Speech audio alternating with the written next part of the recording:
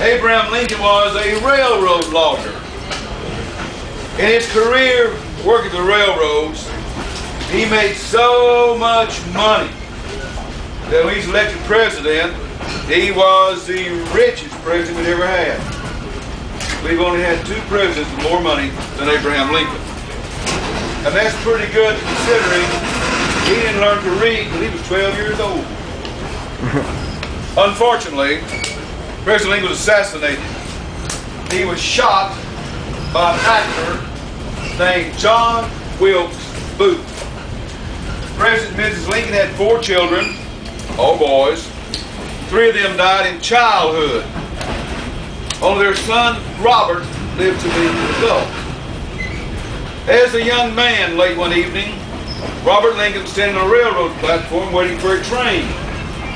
Another train was slowly passing the platform. He was jostled and he fell between cars.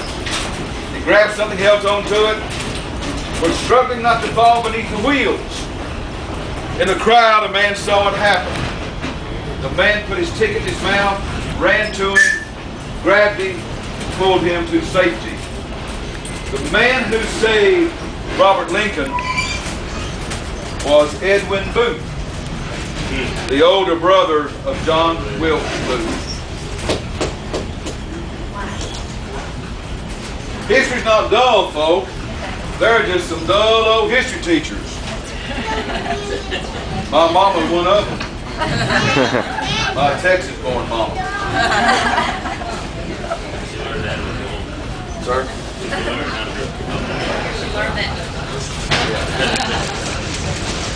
Y'all know the story? Yeah. In the era that Lincoln was practicing law, the railroads were encroaching very heavily into riverboat traffic, passengers and freight. And the riverboat folk resented this deeply. The railroads were also building bridges across rivers. And these were wooden truss bridges. In high water, these bridges, these wooden bridges, would block riverboat traffic for days on end. Riverboat folk are prone to burn railroad bridges. One was burned. A railroad sued a steamboat company and hired Lincoln to be their attorney. In the trial, riverboat folk owned up that an old derelict boat of theirs supposedly had broke loose from its moorings and had followed the current down the river. The current took it to a pier on the bridge, which struck that pier and set it on fire. Their argument to the jury was that following the current is an act of nature, and they shouldn't be held liable for an act of nature. And they had all kinds of charts and graphs.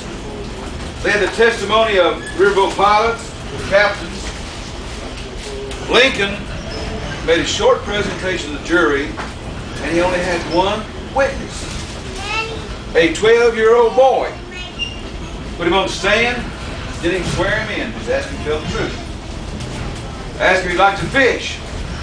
He told him he did. He asked him why. He told them he loved fried catfish. And every catfish he'd catch, he'd skin it and dress it, his mom would fry it for him. Lincoln asked him where he caught the fish. He told him off the railroad bridge. Where on the railroad bridge? The same pier the boat struck set on fire. Lincoln had loaded that jury with every fisherman he could. They knew that catfish are scavengers. Catfish are bottom feeders. They're not found in currents. Catfish live in backwater. And the only way that boat could have left that current across dead water, hit that pier, was to have the wheel lashed or been deliberately piloted into it. And the jury ruled in Lincoln's favor on the testimony of a 12-year-old boy who loved fried catfish. Now for the zinger.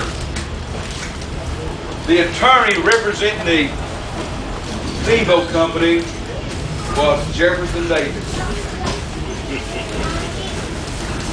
Don't hire him, folks. He loves war, too.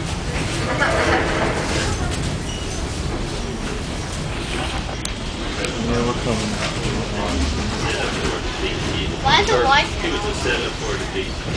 Oh, not good. They had one shot at him after the second battle of the Manassas. They were only 8 miles from Washington. They already made plans for Washington to capture Columbus. They had not boycotted the cotton going England and got the English to British blockade. Fast about fight. But no, it was after that. But if he had done that, everybody's good. Let's say y'all. Well, good to say young. Don't children come over tonight? Oh, yeah.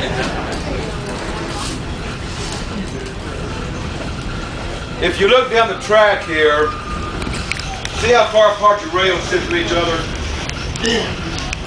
This is a standard gauge railroad. The standard gauge is the same as a wagon rut. English, Canadian, and U.S. wagons facilities rails, as will a standard size automobile. The rail gauge comes to us from the English. The English invented the steam engine. 1830s, they began to mount them on carriages, making steam locomotives.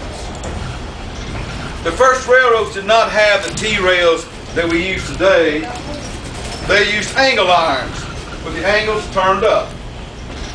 You take a wagon, stagecoach, carriage, down the depot, unhitch your team, then grease up your axle very heavily, and set your wagon between the angle irons. And run a long chain to the locomotive under all the wagons. Couple the wagons to the chain and pull you along at speeds that sometimes reach 30 miles an hour. And by the way, you are your own brake. Okay? They did not build wagons to match railroads. They built railroads to match wagons. The reason that the English, thus Canada and the United States, has a uniform wagon rut goes back to the Romans. The Romans were in England a little over 400 years. They built roads all over England.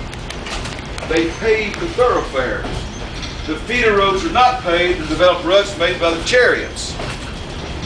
The Romans built these roads so well that in parts of England today, they still use Roman culverts and some small Roman stone bridges.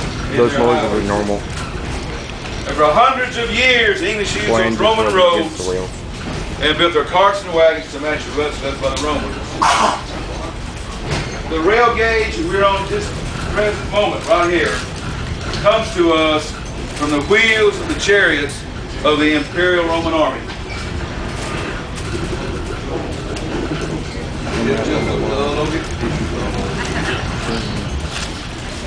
What year was it moved here? What year was it moved here? What year?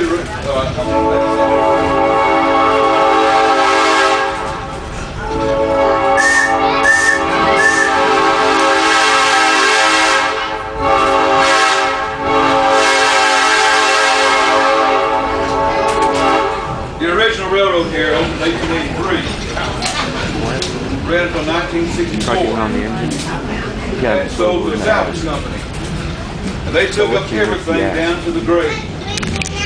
When we opened in 1983 excursion train, I've done that way as a tunnel. Frisco Railroad And it goes towards contracted Thursday. come back a second time. To the left, that one. They built our It goes six tracks towards over to their track. Like that off the road. It's a straight line.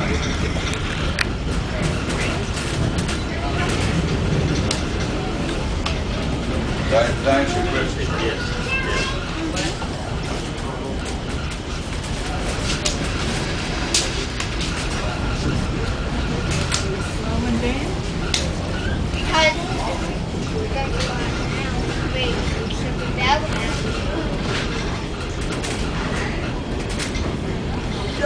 Coming up here at the end of the track, there is a little cattle gate. Ryan, you don't drop the camera. Now you'd think that cattle gate would stop a 60-ton locomotive steam locomotive going on the highway.